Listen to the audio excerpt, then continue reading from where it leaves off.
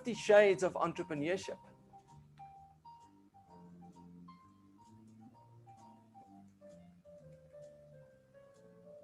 Plus character and competence. Now, one of the great, I think, detractors or one of the great repellents for fellow brothers and sisters to put their little toe into entrepreneurship is the fact that it's sometimes presented as this massive thing. You know, give up everything else and just go all in, lock, stock, and barrel into entrepreneurship. Now, that is but one of the shades of entrepreneurship, where somebody takes their savings, they cash in whatever assets they have, and they say, I'm going to leave everything else behind, build a startup, and just take it away. That independent, pioneering type of entrepreneur. And that's just one shade of entrepreneurship. You have more shades of entrepreneurship. I mean, you have the, like I say, the independent, the pioneering type. You have the franchise type, where we take the jump into entrepreneurship, working for ourselves, self-employed, and then maybe employing others later. But we take an existing business model, whereas the pioneering type creates the business model him or herself. Then, I mean, you've got what they call the 10% entrepreneur, where you keep doing studies, you keep doing your schoolwork if you are still at school, or studies if you're doing further studies after school, or you keep doing your day job.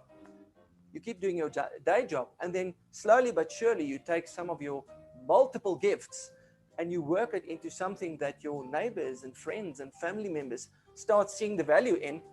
And then, yeah, when you have a look again, then 10% of your time is spent on your business every day, every week.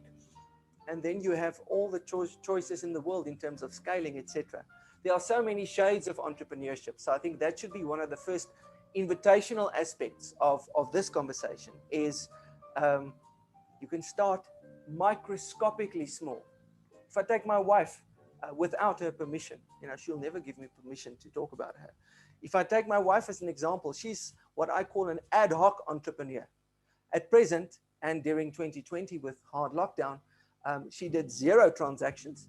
The years before, she had done the birthday party and the year-end function for the owners of a construction company's son, his birthday number 6, 7, and 8, and also the year-end function for their staff complement of about 45. That's 2 gigs a year, but I mean, it's fully entrepreneurial.